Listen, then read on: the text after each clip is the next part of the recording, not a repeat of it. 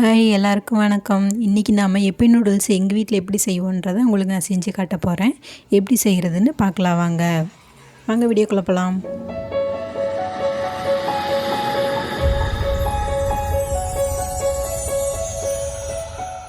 Hi, அதுக்கு முன்னாடி இந்த சேனல் நீங்கள் சப்ஸ்கிரைப் சப்ஸ்கிரைப் பண்ணிக்கோங்க. பக்கத்தில் இருக்க பெல் ஐக்கானை கிளிக் பண்ணிக்கோங்க. அப்போ தான் நான் போடுற ஒவ்வொரு வீடியோவும் உங்களுக்கு நோட்டிஃபிகேஷனாக வரும். தேங்க்யூ. ஒரு வானொலி வச்சுருக்கேன். அதில் ஒரு 4 ஸ்பூன் எண்ணெய் ஊற்றிக்கலாம்.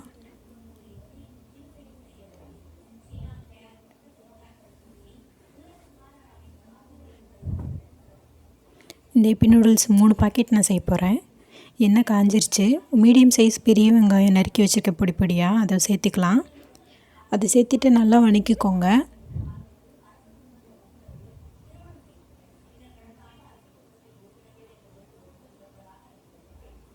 நல்லா வணக்கணும். நல்லா வணங்கினதுக்கப்புறம் அது கூட ஒரு மீடியம் சைஸ் தக்காளி ஒன்று அரைஞ்சி வச்சுருக்கேன். அதை கூட சேர்த்திக்கலாம். தக்காளி நல்லா வணக்கிக்கோங்க. இந்த மாதிரி நல்லா குழஞ்சி இருக்கணும் தக்காளி. அப்போ தான் நமக்கு சாப்பிடும்போது நல்லா தெரியாமல் இருக்கும். அது கூட ஒரு ஸ்பூன் மிளகாத்தூள் போடுறேன்.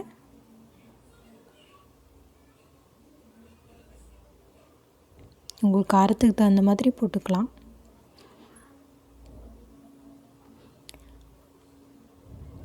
அது கூட ஒரு 1/4 டீஸ்பூன் மல்லித்தூள். அதுக்கப்புறம் நமக்கு அந்த எப்பி நூடுல்ஸில் மசாலா கொடுத்துருப்பாங்க. அந்த மசாலாவை நம்ம இது கூட சேர்த்திக்கலாம்.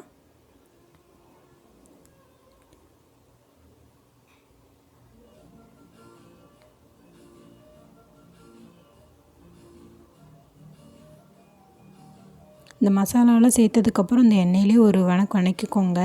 அப்போ தான் இந்த பச்சை வாசனையெல்லாம் கொஞ்சம் போகும்.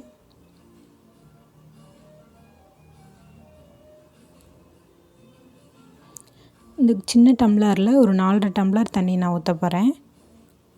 நான் 3 எப்பி நூடுல்ஸ் பாக்கெட் எடுத்திருக்கேன்.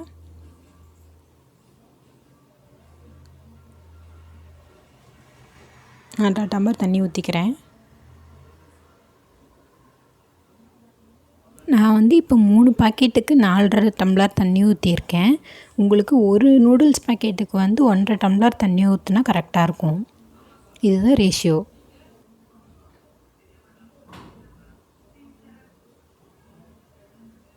இதை நல்லா கலந்துக்கிட்டுக்கோங்க.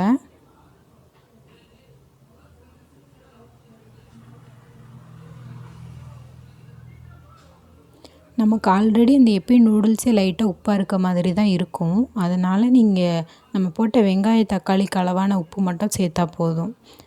நிறையா உப்பு எப்பயும் போல் சேர்த்திட்டிங்கன்னா அதிகமாக இருக்கும்.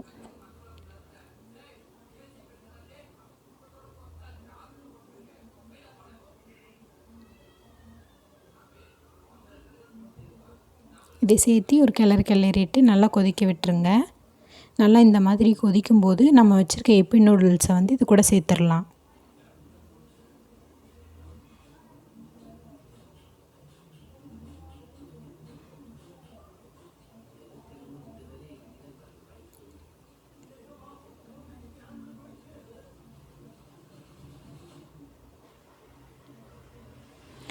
இது ஒரு 2 நிமிஷம் அதில் இருந்துச்சுன்னா அந்த கெட்டியாக இருக்கிறதுல கொஞ்சம் லூஸ் ஆயிரும். அப்போ மறுபடியும் நம்ம கிளறி விட்டுக்கலாம்.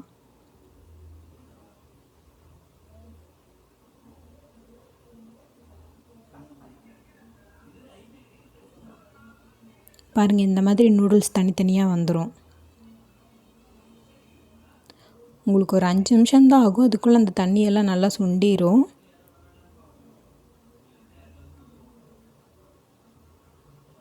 பாருங்கள், இந்த மாதிரி சுண்டிரும்.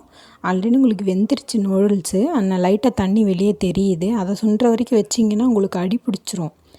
அதனால் இந்த ஸ்டேஜ் லைட்டாக தண்ணி இருக்கும்போது நீங்கள் அடுப்பை ஆஃப் பண்ணிவிட்டு மூடி போட்டு மூடி வச்சுருங்க. அந்த தண்ணியில் அப்படியே இஞ்சிரும்.